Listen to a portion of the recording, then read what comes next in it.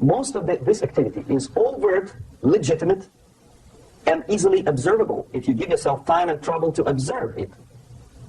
But according to the law and law enforcement systems of the Western civilization, it's not a crime. Exactly because of misconception, manipulation of terms. We think that subverter is a person who is going to blow up our beautiful bridges. No, subverter is a student who comes for exchange, a diplomat, an actor, an artist, a journalist like myself was 10 years ago. Only about 15% of time, money, and manpower is spent on espionage as such. The other 85% is a slow process, which we call either ideological subversion or active measures, активные мероприятия in the language of the KGB, or psychological warfare. What it basically means is to change the perception of reality of every American to such an extent that despite of the abundance of information, no one is able to come to sensible conclusions in the interests of defending themselves, their families, their community, and their country. It's a great brainwashing process. Now, subversion is an activity which is a two-way traffic. You cannot subvert an enemy which doesn't want to be subverted. If you know history of Japan, for example, before 20th century, Japan was a closed society.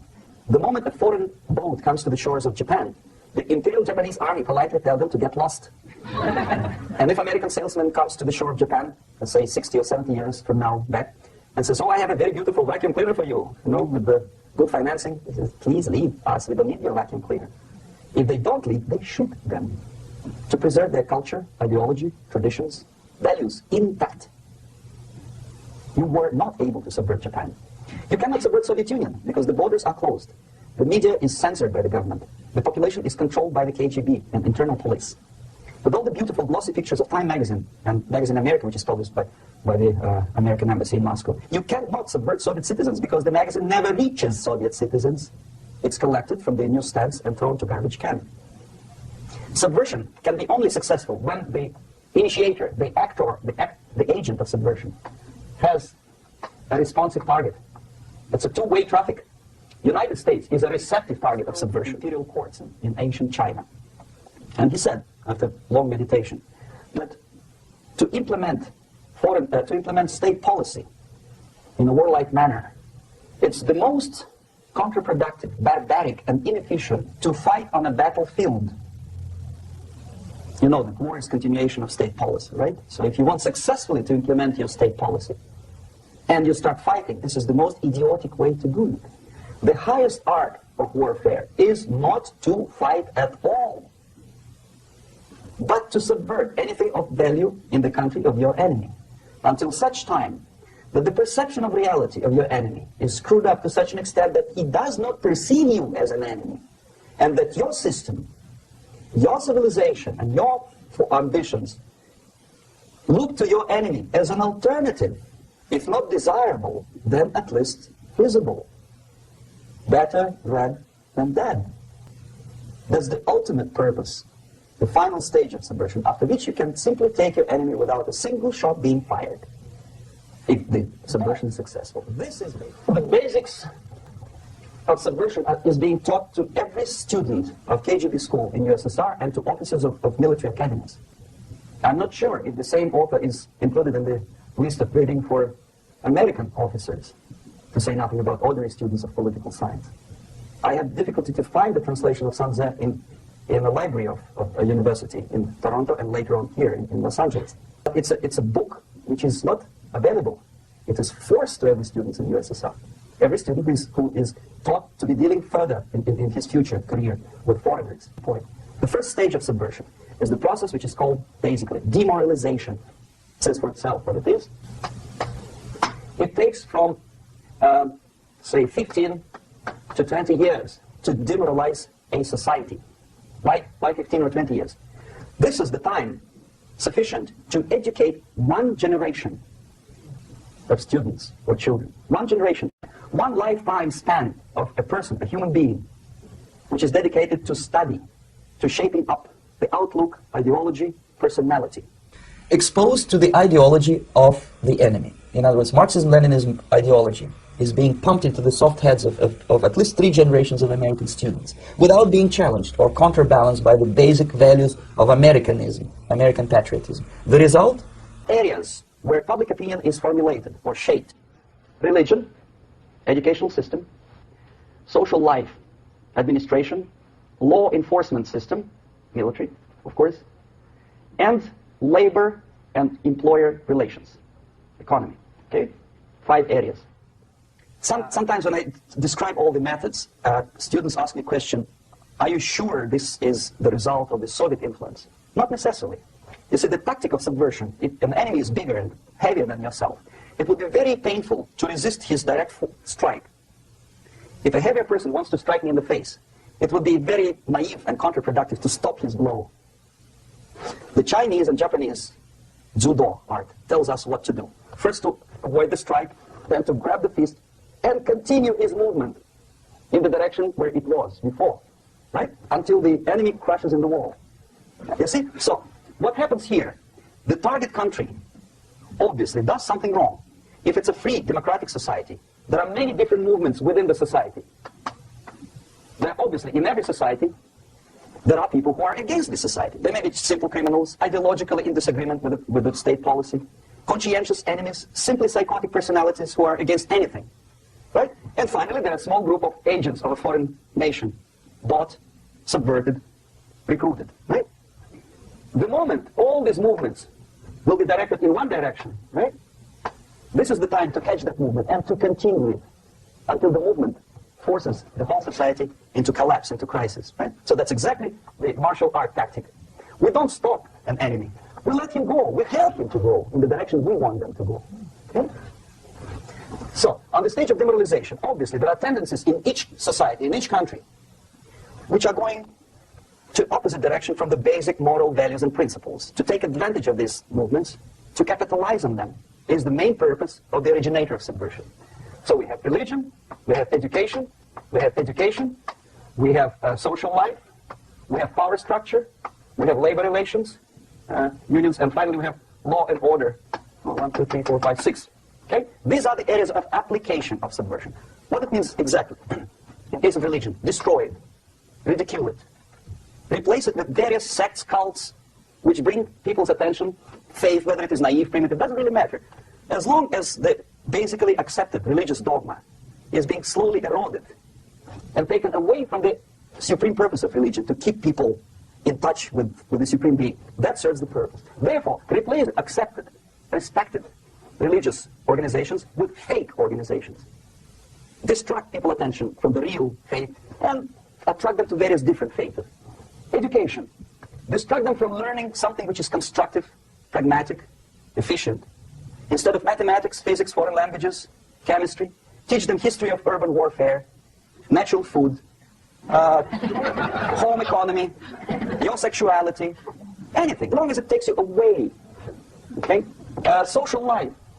Replace traditionally established institutions and organizations with fake organizations. Take away the initiative from people. Take away the responsibility from naturally established links between individuals, group of individuals, and society at large, and replace them with artificially, bureaucratically controlled bodies. You see, the natural bodies of administration, which are traditionally either elected by people at large or appointed by elected leaders of society, are being actively substituted by artificial bodies. The bodies of people, groups of people, whom nobody elected. Never. As a matter of fact, most of the people don't like them at all, and yet they exist. One of such group is media. Who elected them? How come they have so much power? Almost monopolistic power on your mind. They can rape your mind. But who elected them? How come they have a nerve to decide what is good and what is bad for the elected by you, president, and his administration? Who they elected? Power structure slowly is eroded by the bodies and groups of people who do not have neither qualification nor the will of people to keep them in power. There's another process. Law enforcement, law and order organization and structure is being eroded. For the last 20, 25 years, if you see old movies and new movies, you can see that in new movies, a policeman, an officer of the United States Army looks dumb, angry, psychotic, paranoid. A criminal looks nice, kind of, well, he smokes hash and shoots the whatever drug, but basically he's a nice human being. He's creative. And he's unproductive only because society oppresses him. Whereby a general of Pentagon is always, by definition, a dumb, a war maniac. A policeman is a pig, a rude policeman. He abuses his power. You know? A generalization like that. The hatred, the mistrust to the people who are supposed to protect you and enforce law and order. Moral relativity. The Angelo Buono process lasted 2 years in Los Angeles. Relativity. The Angelo Buono process lasted 2 years in Los Angeles. And yet there are still some lawyers who say, look, who said, well, he's a nice guy. I asked him one day to burn a house of my enemy, and he wouldn't do it. He's a nice fellow. Emotion. A slow substitution of basic moral principles, whereby a criminal is not a criminal, actually. He's a defendant, even if his guilt is proven. Okay, labor relations. Still, at this stage, within 15 to 20 years, we destroy the traditionally established links of bargaining between employer and employee. The classical Marxist-Leninist theory of natural exchange of goods. Person A has 5 sacks of grain and person B has 5 pairs of shoes. And the natural exchange without money is when they bargain between each other. And only with the introduction of the third force C, an entirely third foreign stranger who says, no, don't give him 5 sacks of grain, give it to me, and you give me your 5 pairs of shoes, and I will distribute it accordingly, so that the economy will go. This is the death of natural exchange, the death of natural bargaining. Well, trade unions were established 100 years ago. The objective was to improve working conditions and to protect the rights of workers from those employers who were abusing their right because they had no money. Objectively, at that time, initially, the trade union movement did work. What we see now is that the bargaining process is no longer resulting in the compromise, which is leading objectively to betterment of working conditions and increase of salary. What we see is that after each prolonged strike, the workers lose. Even if they have 10% increase of their salaries, they cannot catch up due to inflation and due to missed time. More than that, millions of people suffer from that strike because the economy now is interdependent. It's intertwined like one body. If previously steel workers, say 100 years ago, could strike and nobody would suffer, now it's impossible anymore. If a garbage collector strikes today, the rest of the multi-million city is stinking. I mean, there's no more service. In Quebec, for example, we had the electricians who were on strike in the middle of winter. You can freeze your bottom, and they still were on strike. Did they catch up with the salary? No, they lost. Who benefited? The leaders of trade unions. What is the motivation for strike? Improving of workers' condition? No, obviously it's not. Then what is it? Ideology. To prove to these capitalists. And the obedient horde of workers, like sheep, follow these people. And they cannot disobey. Why? Because if they do, you know what happens to them. Pickets, murders, shooting truck drivers by picketers. In Montreal, for example, I saw with my own eyes when I was correspondent of CBC, International, Canadian Broadcasting Corporation, when the workers of aircraft factory destroyed computers and the equipment in the factory. And the administration employed strike breakers, their cars were turned upside down and burned. Their houses were burned, their kids were intimidated, and some victims were there, of that you can be sure. Why? To improve conditions of workers? No. Ideology. Okay, so this is what happens, basically.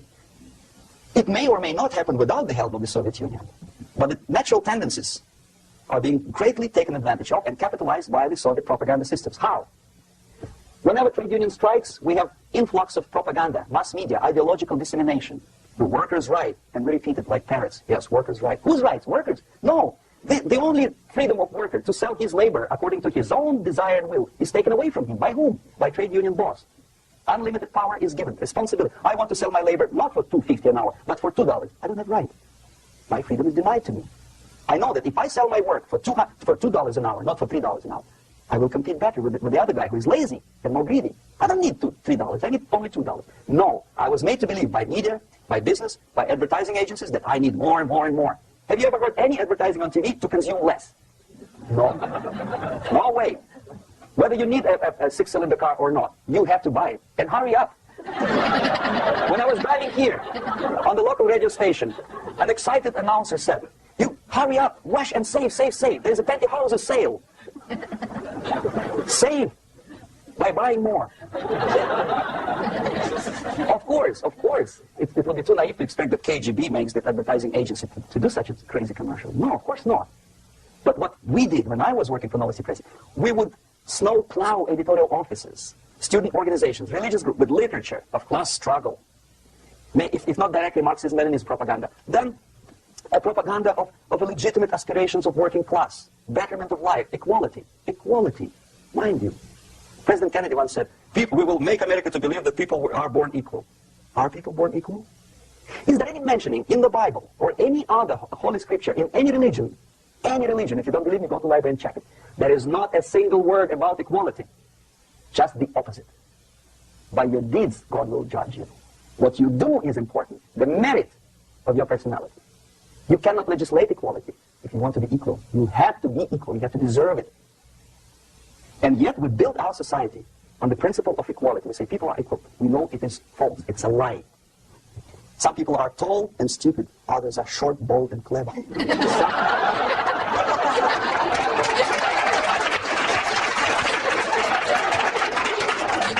If we make them equal by force, if we put the principle of equality in the basis of our socio-political structure, it's the same thing as building a house on sand. Sooner or later it will collapse, and that's exactly what happens. And we, as Soviet propaganda makers, are trying to push you in the direction which you go yourself. Equality, yes, equality. People are equal. Land of equal opportunities. Is it true or not? Think about it. Equal opportunities. Should there be equal opportunities? For me, and for a lazy bastard who comes here from some other country and immediately registers as a welfare recipient benefits? I never received a single dollar. No, sorry, I did receive once. But I never applied for welfare. For the 13 years, I took any job. Security guard, journalist, taxi driver, anything. Well, I was restless, but some people don't like it. They immediately. So why should we have equal opportunities? Why? The equal opportunity to excel. Equal opportunity in equal circumstances, yes, but we know people are different. To excel, yes, provided we reach the same level of excellency, perfection, which is hypothetical, distant future. Yes, maybe, but we know perfectly well that even with the best intentions, people could not be equal. Why should we have equality in the, say, legal system? Myself, I'm considering myself a law-abiding citizen, and a person who comes here to rob and shoot, say, the United States administration under Carter, imported thousands of Cuban criminals. They were non-criminals, yet they were accepted. Do you think it's fair if myself and my wife from Philippines, who work like a, horse, as a lab technician in a hospital, should have the same rights as a criminal from Cuba? Why? And yet we repeat as parents, equality, equality, equality. And the Soviet propaganda system helps us to believe that equality is something which is desirable. Democracy, as it was established by fathers of this country, of this system in the last century, is not equality. It's the system where different people, unequal people, have a chance to survive and help each other in constant competition, in constant perfection. Not inequality, which is superimposed from a godfather or nice person in Washington, D.C. And the absolute equality exists in Soviet Union, quote-unquote equality. Everybody is equal in dirt, except some people are more equal than the others in Politburo. So, the moment you bring a country to the point of almost total demoralization, when nothing works anymore, when you are not sure whether it is right or wrong, good and bad, but there's no division between evil and good, when even the leaders of church sometimes say, well, violence for the sake of justice, especially social justice, is justified in countries like Nicaragua, El Salvador, well, maybe Rhodesia, and we listen to them and say, yeah, probably it's true. Is it true? No, it is not true. Violence is not justified, especially for the sake of quote-unquote social justice introduced by Marxist-Leninism. That is my former colleagues from Novosti Press Agency. Okay, so we reach that point. The next step is destabilization. Again, this word says for itself what it is. To destabilize all the relations, all the accepted institutions and organizations in a country of your enemy. How you do it? You don't have to send a battalion of KGB agents to blow up bridges. No. You let them do it themselves. The area of application is, again, it's narrower now. Not like the previous case. The overt legitimate actions of the KGB in this case would be hardly noticeable. There is no crime if a professor who recently went to USSR introduces a course of Marxism-Leninism in a Californian college, for example. Nobody is going to come to his doorstep and say, okay, mister, come, you're under arrest. No, it's not a crime. It's not even considered a moral crime against your country. So the area of application here is narrowing down to economy, again, labor relations, right? To law and order, plus military. And economy, law and order. Yes, and again, the media, but wider scope, a little bit different. I'll explain later. Okay, basically 3 areas. The economy. The radicalization of bargaining process. If on that stage we still could achieve, theoretically, some positive compromise between the negotiating sides, here it's radicalization. On the stage of destabilization, we cannot come to compromise even within a family. The husband and wife couldn't figure out which is better. Husband wants his kids to eat at the table, and wife wants a child to roam around the room and drop food all over the floor. They cannot come to compromise unless they start a fight. It's impossible to reach a compromise, constructive compromise, between radicalization of human relations. No more compromise. Fight, fight, fight. The normal, traditionally accepted relations are destabilized. The relations between teachers and students in schools and colleges. Fight. The relations between, in economical sphere, between laborers and employers are further radicalized. No more acceptance of the legitimacy of demands of workers. Unlike Japanese, with the theory Z, if you ever heard about it, where the workers are involved in the decision-making process, therefore they don't have moral incentive to fight their bosses. In the United States, it's just the opposite. The harder is the fight, the better. The more heroic they look. When the Greyhound network was on strike recently, the correspondents of local TV networks all over the United States were approaching these strikers, and they say, oh yes, we are doing something nice. They look like heroes, and they were proud. There was some family, the husband was bus driver. Now they decided in a protest against the bosses to camp somewhere in the forest. And they were presented to the audience as a heroic, nice people, you see. The violent clashes between passengers, picketers, and the strikers are presented as something normal. 10, 15, 20 years ago, we would be angry. Say, why so much hatred? Today we are not. We say, well, it's commonplace. Radicalization, militarization sometimes. As I explained on that stage, I took a step a little bit further. Shooting people. Okay, law and order now also is pushed into the area where previously people settled their differences peacefully and legitimately. Now, we are getting, with this court cases, in the smallest irrelevant cases, we cannot solve our problems anymore. The society at large becomes more and more antagonistic between individuals, between groups of individuals, and the society at large. The media puts himself in the opposition to the society in general, at large. Separate, alienated. Okay? On that stage, you remember I was talking a couple of hours ago about the sleepers.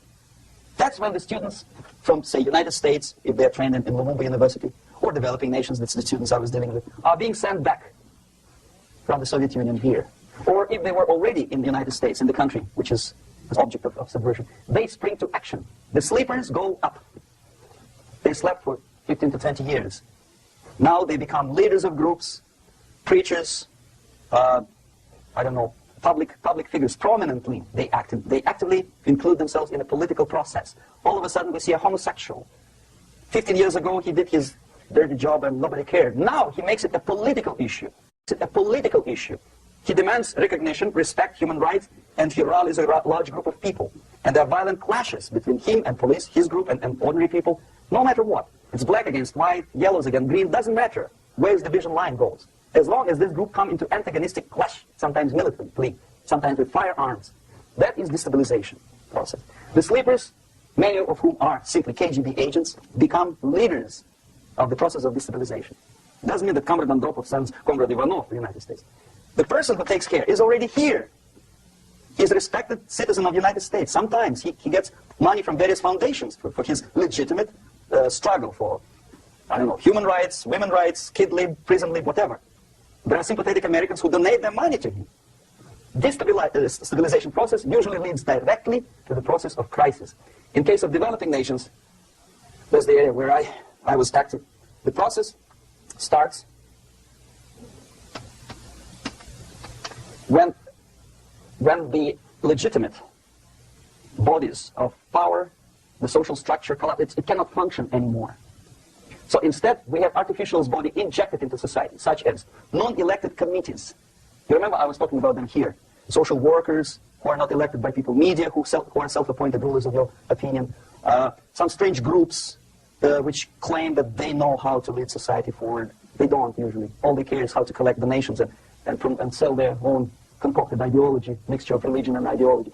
Here, we have all these artificials body claiming power. If the power is denied to them, they take it by force. In case of Iran, for example, all of a sudden we have revolutionary committees. What kind of revolution? There was no revolution yet, and yet they had the committees. They were taking power of judgment. They had the power of execution, they had the power of legislation, and they had the power of judicial. All of them combined in one person, who is half-baked intellectual, sometimes graduated from Harvard University or Berkeley. He comes back to his country and he thinks that he knows the answer to all the social economical problems. Okay? Crisis is when society cannot function any more productively. It collapses, obviously. That's the word for crisis. So therefore, the population at large is looking for a savior. The religious groups are expecting a messiah to come. The workers say, we have family to feed. Let's have a strong government, maybe a socialist government, centralized. When somebody put their employers on their place and let us work. We are sick and tired of going to strike and missing overtime and all that stuff. We need some strong man, strong government, a leader, a savior is needed. Population is sick and tired already. And here we are. We have a savior. Either a foreign nation comes in, or the local group of leftists, Marxists, no matter what they call themselves, Sandinista, a reverend or some sort, Bishop Muzureva, like in Zimbabwe, doesn't matter. A savior comes and says, I will lead you. So we have two alternatives here. Civil war and invasion. Okay? See how it goes?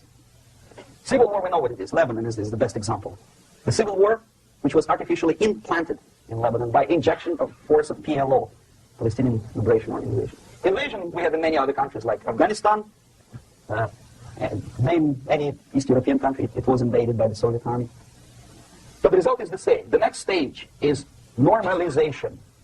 Normalization is a very ironic word, of course. It is borrowed from 1968 situation in Czechoslovakia, when the Soviet propaganda, and after them New York Times declared the country is normalized. The tanks moved into Prague, so there's no more Prague Spring, there's no more violence. Normalization.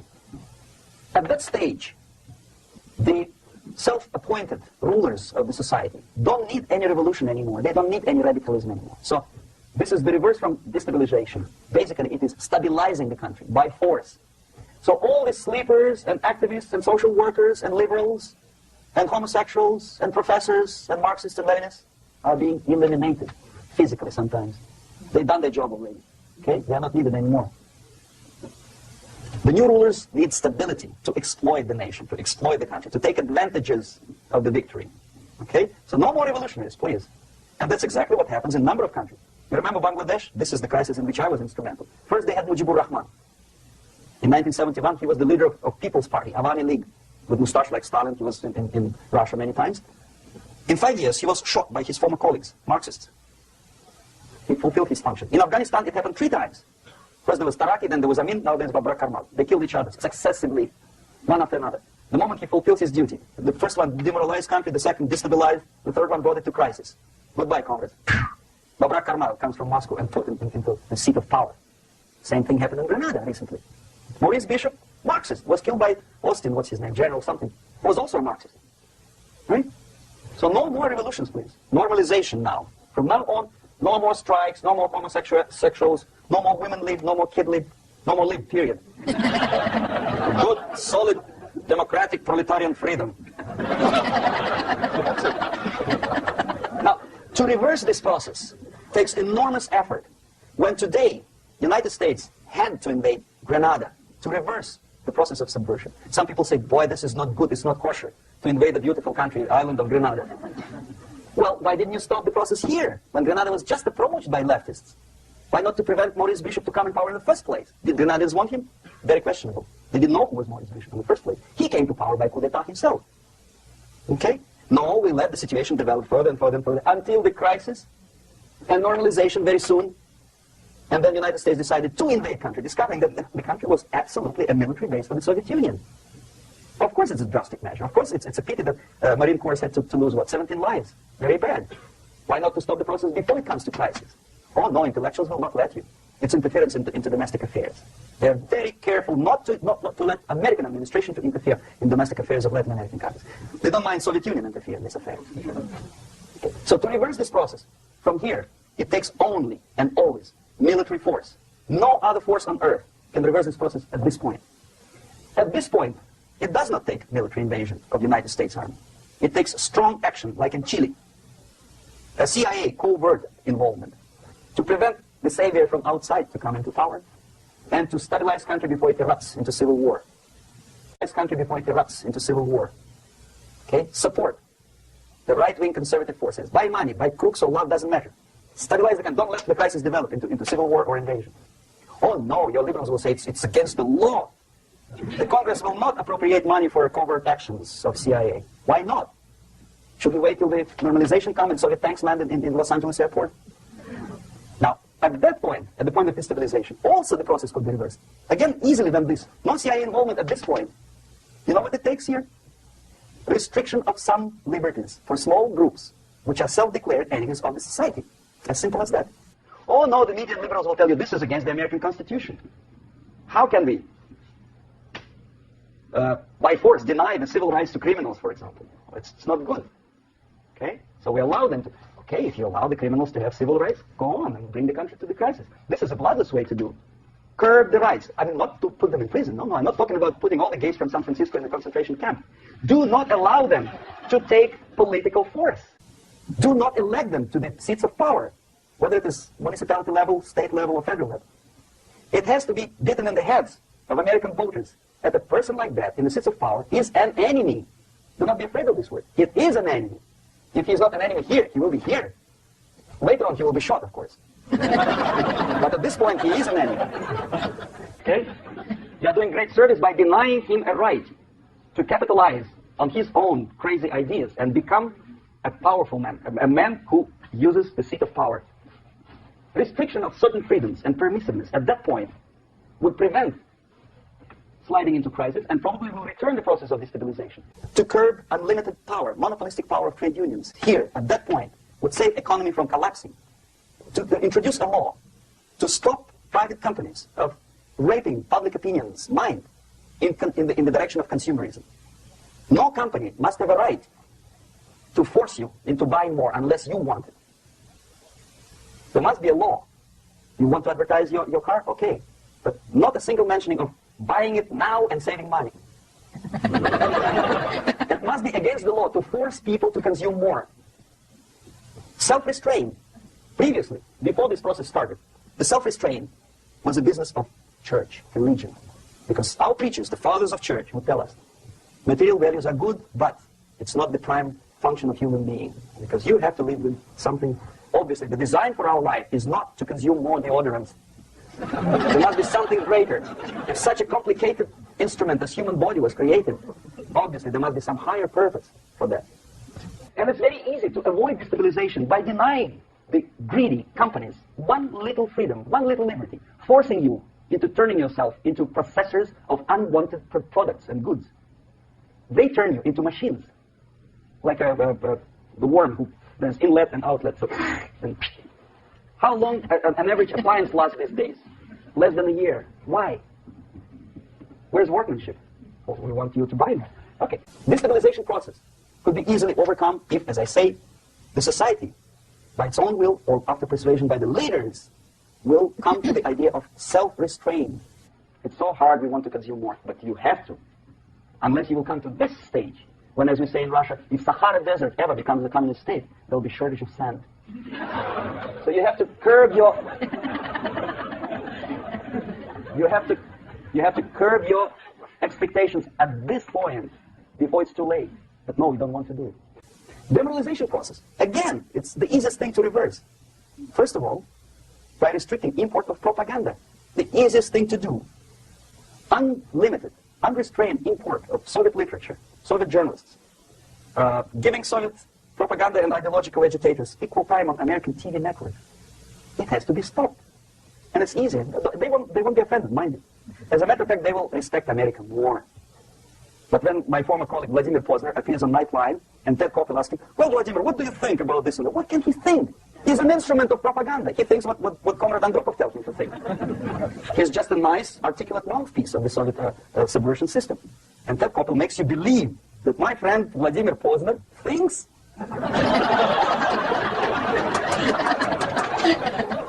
The process of demoralization may not have started at all if at that point the country, which is a recipient of subversion, actively, not violently, but actively, prevents importation of foreign ideology. I don't want America to follow the pattern of ancient Japan. You don't have to shoot every foreigner when it approaches the sacred borders of the United States. But when he offers you a junk in the disguise of very shiny something, you have to tell him, no, we have our own junk.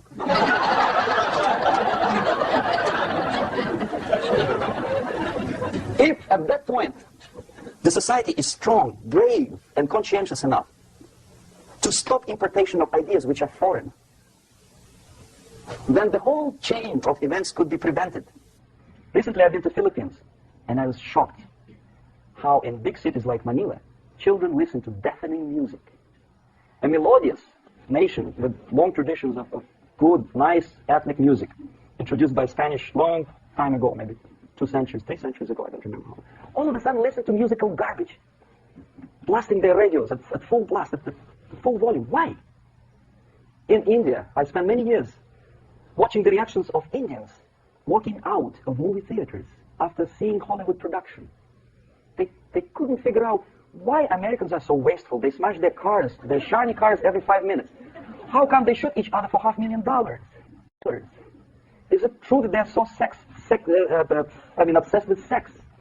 Can you imagine showing a movie where each 5 minutes there's a copulation on the screen to a country like India with long tradition of respect to this private matters, or to Pakistan? And United States expect these people to respect you? No way. Oh yes, they will see the movie, they'll pay 5 rupees to see that garbage, but they walk out and will tell their kids, don't respect Americans, don't be like Americans. See?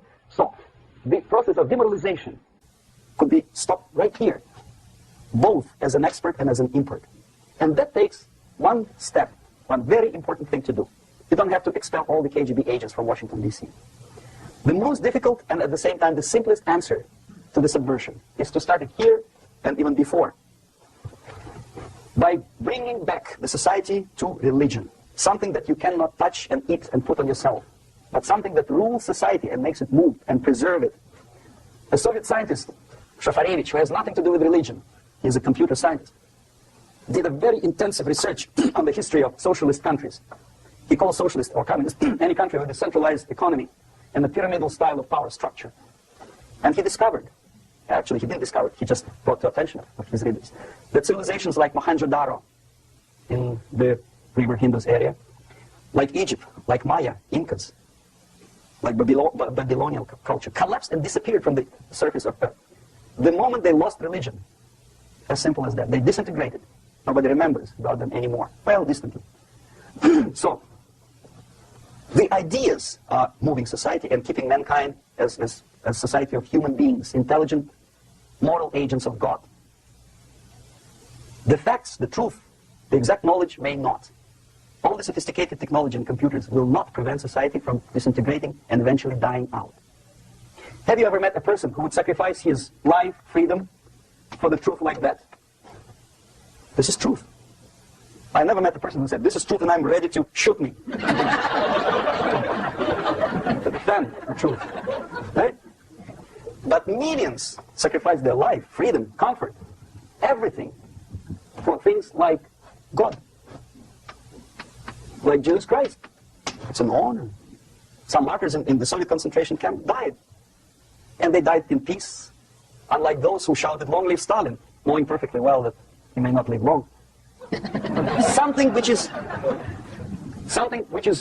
not material moves society and helps it to survive. And the other way around, the moment we turn into 2 by 2 is 4 and make it a guiding principle of our life, our existence, we die. Even though this is true, and this we cannot prove, when we can feel and have faith in it. So the answer to ideological subversion, strangely enough, is very simple.